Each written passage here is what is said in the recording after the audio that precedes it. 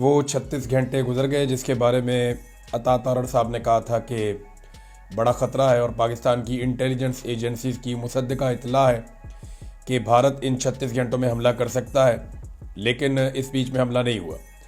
देखिए, पाकिस्तान के पास ये इन्फॉर्मेशन तो पक्की है क्योंकि DGISPR भी आए हैं।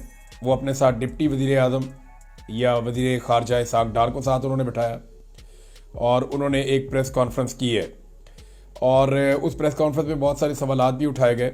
सबसे पहले तो जो एक सवाल हुआ वो ये हुआ कि जंग का मामला, वज़ीर आज़म शहबाज शरीफ किधर हैं, फ्रंट से लीड क्यों नहीं कर रहे, क्या 15-20 सेनेटर्स की पास करदा करारदाद को कौम की आवाज़ कहा जा सकता है, तमाम सियासी जमातों को बुलाकर एतमाद में क्यों नहीं लिया जाता। सहाफ़ी सैयद ज़फ़र हुसैन साहब ये सवाल कर रहे थे, तो इसाक डार साहब से जब वो सवाल पूछ रहे थे तो उनका माइक अचानक से बंद हो गया। वैसे इस तरह का अगर आप सवाल करेंगे तो माइक आपका बंद होगा ही।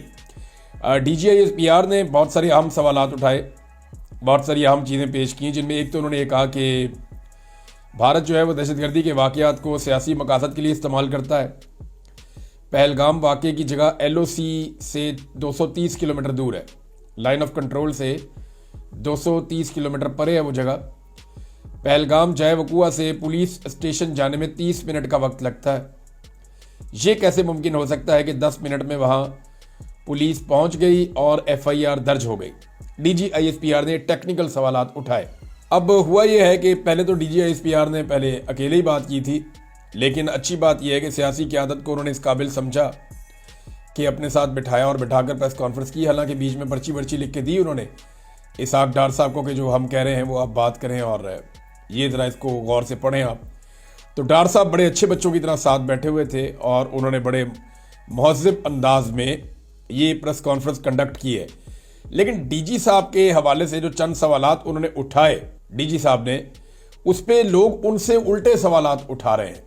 यानी DGISPR ने कहा कि भारत ने पाकिस्तानी मीडिया के YouTube चैनल्स, ट्विटर अकाउंट्स और दूसरे अकाउंट्स को बंद कर दिया ताकि हकायक अवाम तक ना पहुंच सकें क्योंकि ये सच सामने आने से खौफजदा हैं। DGISPR ने यह कहा कि पहलगाम के बारे में सवाल पूछने वाले सहाफ़ी को भारतीय फोर्सेज की जानिब से गैर कानूनी तौर पर गिरफ्तार किया गया। उसकी जो फुटेज है वो भी दिखाई गई।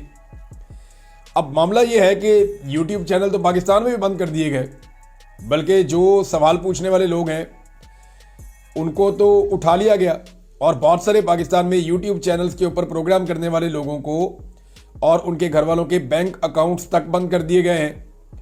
उनके जानने वालों के और रिश्तेदारों के भी बैंक अकाउंट्स बंद कर दिए गए हैं। फैमिली दूर की है या करीब की है, उनके भी बैंक अकाउंट्स बंद कर दिए गए हैं। रिश्तेदारों को अगवा कर लिया जाता है, गिरफ्तार कर लिया जाता है। अहमद नूरानी सवाल उठाता है तो 1 महीने के बाद उसके भाई कच्चे से मिलते हैं। ये तो पाकिस्तान में सूरत हाल है और मैंने भी सिर्फ सवाल उठाया था, यही गुनाह किया था। अब इसमें DGISPR ने कहा कि भारतीय शहरी ने सवाल उठाया और उसके खिलाफ मुकदमा दर्ज कर लिया गया। यानी भारत में एक शहरी ने सवाल उठाया, उसके खिलाफ मुकदमा दर्ज कर लिया गया। ये बात मैं कह सकता हूं, ये बात पाकिस्तान के अंदर जो पॉलिटिकल लोग हैं वो कह सकते हैं। DGISPR ये बात कैसे कह सकते हैं? क्योंकि मैं आपके सामने बैठा हूं, मैं तो सवाल उठाने का काम करता हूं। मैंने सवालात उठाए थे और उसके बाद मैं ही उठाया गया। 5 महीने मैंने बदतरीन हालात बर्दाश्त किए, सिर्फ सवाल उठाने की गलती की थी। शहीद अरशद शरीफ ने क्या किया था? सवाल उठाने की गलती की थी ना, कि वो कौन था जिसने सारा कुछ कर दिया। उन्होंने रिजीम चेंज के ऊपर सवालात उठाए और फिर वो इस दुनिया में ही नहीं रहे। उनके लिए पाकिस्तान में ज़मीन तंग की गई, वो पाकिस्तान छोड़कर चले गए। उनके लिए दुबई से उनको निकलवाया गया और फिर उन्हें कीनिया में कत्ल कर दिया गया। तो अरशद शरीफ का कसूर भी सवाल पूछना था, साबिर शाकिर का कसूर भी सवाल पूछना है, मुतीउल्लाह जान का कसूर भी सवाल पूछना है, समी इब्राहिम का कसूर भी सवाल पूछना है, सिद्दीक जान का कसूर भी जो है वो सवाल पूछना है, असद तूर भी सवाल पूछता है, मुईद पीरज़ादा भी सवाल पूछता है, वजाद सईद खान भी सवाल पूछता है। जो आदमी भी सवाल पूछता है, काशिफ अब्बासी का प्रोग्राम भी बंद हो गया।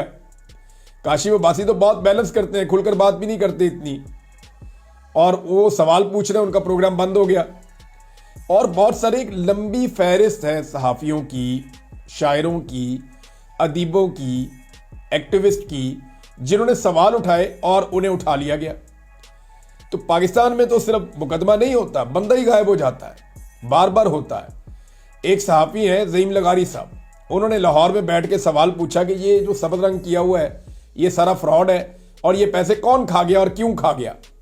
उन्होंने स्कैंडल निकाला, उन्हें उठा के अगवा कर दिया, टॉर्चर किया कि मरियम नवाज के खिलाफ आइंदा बोलोगे।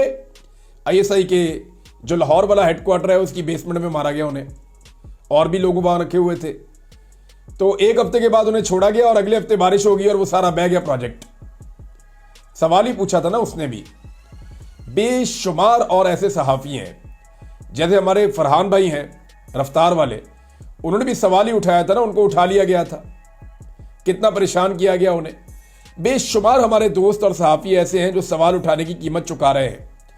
तो ये बात पाकिस्तान की मिलिट्री एस्टेब्लिशमेंट नहीं कह सकती, DGISPR नहीं कह सकते, मीडिया के दबाव के ऊपर वो बात नहीं कर सकते, क्योंकि उनके दबाव की वजह से पाकिस्तान के मीडिया पर ना इमरान खान की शक्ल दिखाई जाती है और ना इमरान खान की आवाज़ सुनाई जाती है। हालांकि पैमरा ने मना नहीं किया हुआ, पैमरा की जानिब से पाबंदी लगती है ना, पैमरा ने पाबंदी नहीं लगाई हुई, लेकिन अब ये कर नहीं सकते इसलिए कि पाकिस्तान की मिलिट्री एस्टेब्लिशमेंट ने मीडिया को एक अनअनाउंस्ड तरीके से मना किया हुआ कि खबरदार अगर तुमने ये किया तो बेड़ा गर्क करके रख देंगे। तो फिर मीडिया मजबूर है बेचारा, वही करता है जो उन्हें कहा जाता है। अब एक और चीज़ भी उन्होंने कही जी ना, वहाँ पे सोशल मीडिया की बंदिश के ऊपर आवाज़ उठाई DGISPR ने, लेकिन पाकिस्तान के अंदर जो है वो सोशल मीडिया बंद है। ट्विटर जो है उसको अमली तौर पे पूरे पाकिस्तान में बंद किया गया है। फायरवॉल लगा के लोगों के चैनल्स को बंद किया जाता है। बहुत सारी न्यूज़ वेबसाइट्स हैं जिन्हें पाकिस्तान में ब्लॉक किया जाता है, फायरवॉल लगा के किया जाता है। अब ये लोग भी सवालात उठाते हैं। अभी जो राणा सनाउल्लाह है ये फेडरल गवर्नमेंट का हिस्सा है, इनसे सवाल किया मोहम्मद मालिक साहब ने।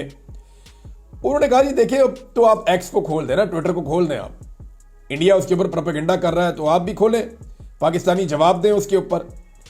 तो इस पे राणा साहब ने कहा कि देखें वहां किसी की इज्जत जान माल महफूज नहीं है।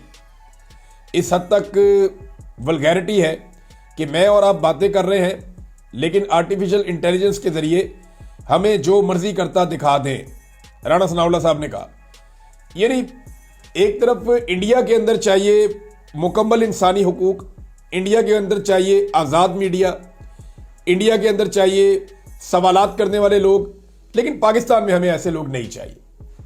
अब ये जो सवाल करने वाली बात DGISPR ने उठाई है, उसके बाद जिस बंदे के साथ पाकिस्तान में जुल्म हुआ ना, वो सारे लोग उसके ऊपर ट्वीट कर करके लिख लिख के बता रहे हैं कि जनाब हम भी हैं, हमें क्यों उठाया गया था, हम भी तो सवाल ही कर रहे थे।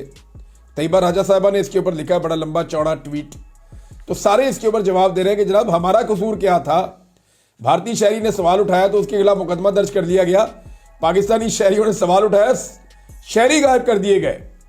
वो बारखान से आसिफ को अगवा किया हुआ है, जबरी तौर पे लापता किया हुआ है बलूचिस्तान से, सिंध से हमारे सहाफ़ी लापता हुए हैं, मुदस्सर नारू का आज तक पता ही नहीं चला।